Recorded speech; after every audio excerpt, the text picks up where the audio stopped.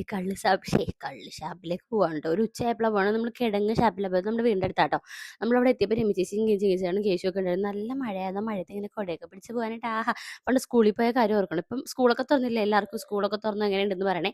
അപ്പോൾ അതേ നമ്മൾ സ്ഥലത്ത് എത്തിയിട്ടുണ്ട്. അവിടെ നമ്മൾ ഓർഡറൊക്കെ കൊടുത്തു. പിന്നെ നമ്മളെപ്പോഴും കൂടിക്കഴിഞ്ഞാൽ ഈ കണ്ട ചിരിയും കാര്യങ്ങളും തന്നെയാണ്. ഡെയിലി കാണുന്ന ആൾക്കാരാണെങ്കിലും എപ്പോഴും കാണുമ്പോൾ എന്തെങ്കിലും പറഞ്ഞ് ചിരിക്കാനുണ്ടാവും കേട്ടോ. അങ്ങനെ അവിടെ ഒരു പ്രത്യേക തരം പാനീയം ഉണ്ടായിരുന്നു.